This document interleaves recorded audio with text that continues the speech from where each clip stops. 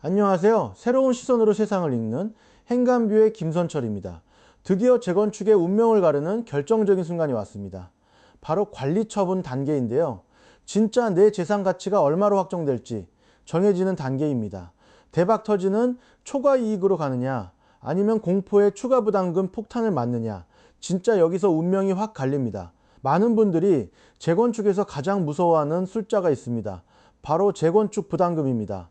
그런데 더 무서운 것은 이 제도를 정확히 모르면서 막연한 공포만 키우는 것입니다. 재건축 부담금은 단순히 집값이 많이 올랐으니 세금 내라는 개념이 아닙니다. 핵심은 재건축으로 발생한 초과 이익 중 일부만 환수한다는 데 있습니다. 계산의 큰 틀은 이렇습니다.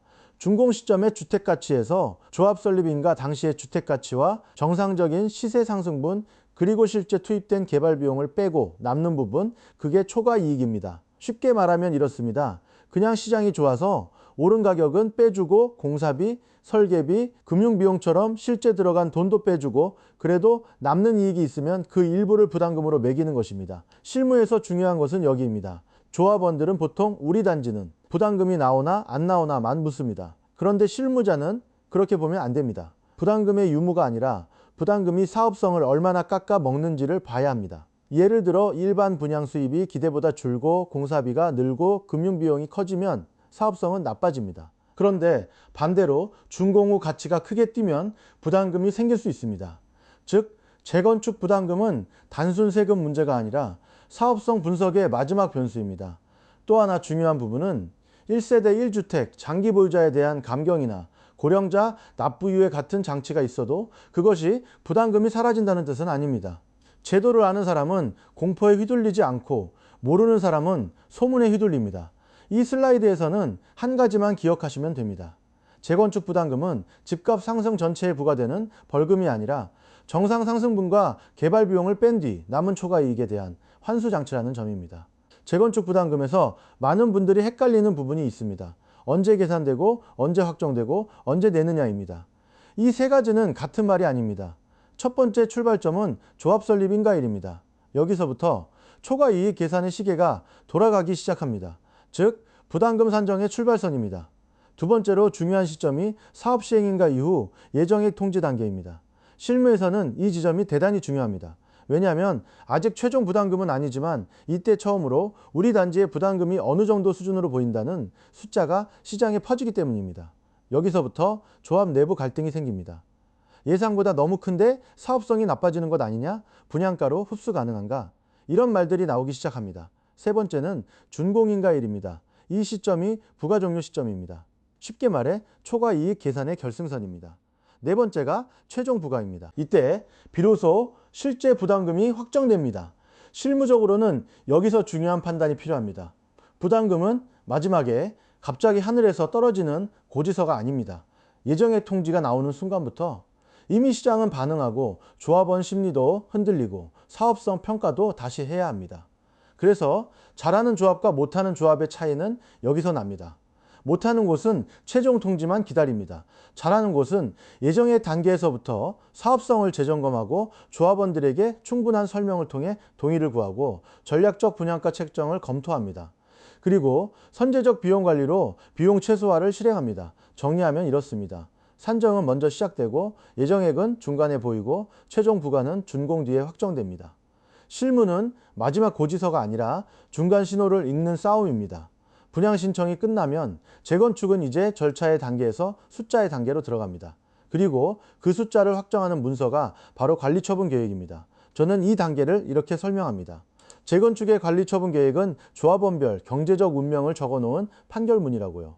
왜냐하면 여기서 결정되는 것이 아주 단순하면서도 치명적이기 때문입니다. 나는 무엇을 받는가? 얼마를 더 내는가? 언제 내는가? 현금 청산 대상이 되는가? 세입자 보상은 어떻게 되는가? 결국 조합원 한 사람 한 사람의 권리와 돈이 여기서 숫자로 정리됩니다. 기존에는 다들 막연하게 생각합니다. 나는 대충 이 정도 평형 받겠지. 추가 분담금도 어느 정도겠지.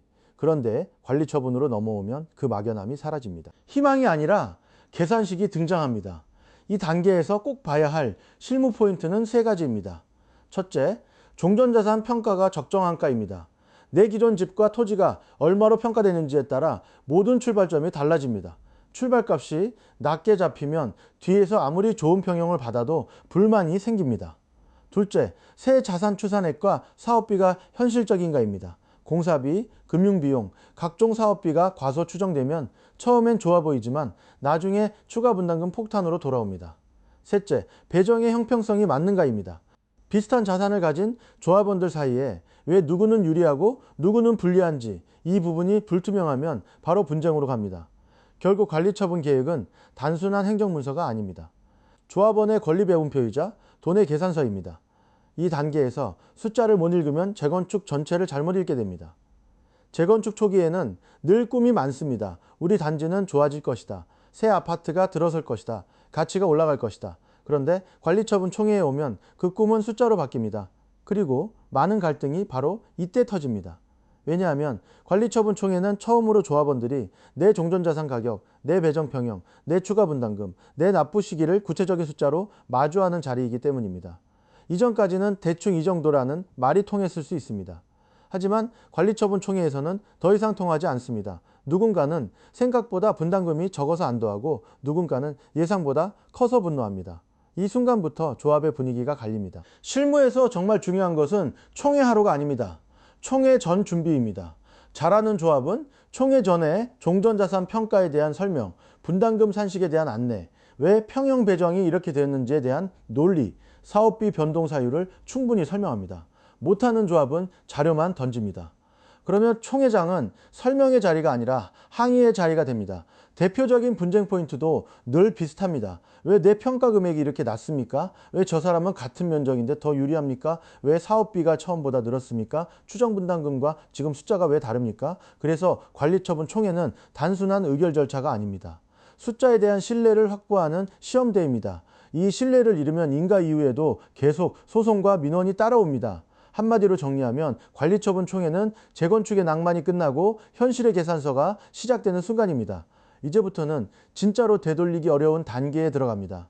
관리처분 계획이 인가 고시되면 재건축은 더 이상 계획 중인 사업이 아닙니다. 실행에 들어간 사업이 됩니다.